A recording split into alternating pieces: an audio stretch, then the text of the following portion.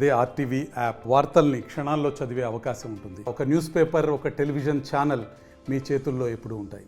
పట్టణంలో జడ్పీ సుమారు 4.5 కోట్ల రూపాయలతో 36 రూములతో జడ్పీ కాంప్లెక్స్ నిర్మించడం జరిగింది. గత 3 రోజులుగా తెలుగుదేశం పార్టీ ఏర్పాటైన 100 రోజుల కార్యక్రమాలు ఈ రాష్ట్రంలో చేపడుతున్నాం. ముఖ్యంగా ఏవైతే హామీలు గత ప్రభుత్వంలో ఏర్పాటుకు ముందు చెప్పామో అవన్నీ తూచా తప్పకుండా చంద్రబాబు నాయుడు గారి నాయకత్వంలో ప్రవేశపెట్టడం జరిగింది.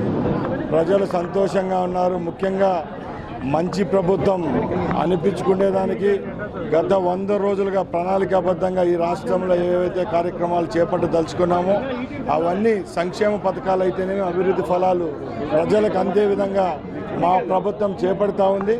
గ్రామాల్లో అయితేనే, పట్టణాల్లో అయితేనే, ఎక్కడికి వెళ్ళినా ఇది మంచి ప్రభుత్వం అని ప్రజలు అనుకునే విధంగానే మా ప్రభుత్వం 100 రోజుల్లోనే కార్యాచరణ చేపట్టిన ప్రోగ్రామ్స్ అన్ని సక్సెస్ అయినాయి.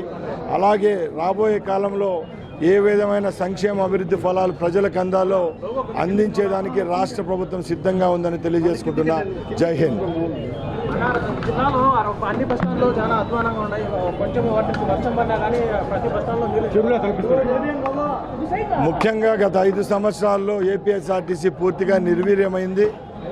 ముఖ్యంగా ఈ 100 రోజుల్లోనే ఎప్పుడు లేని విధంగా ఏపీఎస్ఆర్టీసీలో పురోగతి సాధించడం జరిగింది. సుమారు 1400 బస్సులను రోజు రోడ్లపైకి తెచ్చేదానికి రాష్ట్ర రవాణా సంస్థ ముందుకొచ్చింది. దానిలో భాగంగానే 700 బస్సులను కూడా ప్రారంభించాం టోటల్ రాష్ట్రంలో. ఇప్పుడు బస్టాండ్ల పరిస్థితినే ఇవన్నీ కారకులు గత ప్రభుత్వాలే. రాబోయే సంవత్సరంలో రాష్ట్రంలో ఉన్న 176 డిపోలకు సంబంధించిన అన్ని బస్టాండ్లను, అలాగే బస్ షెల్టర్లను, అన్ని దానిని డెవలప్ చేసేదానికి రాష్ట్ర ప్రభుత్వం, ఏపీ రవాణా శాఖ చర్యలు తీసుకుంటుంది. మరిన్ని వీడియోస్ కోసం ఛానల్ ని సబ్స్క్రైబ్ చేయండి. లేటెస్ట్ అప్డేట్స్ కోసం వాట్సాప్ ఛానల్ ని ఫాలో చేయండి. అండ్ లింక్ డిస్క్రిప్షన్ లో ఉంది.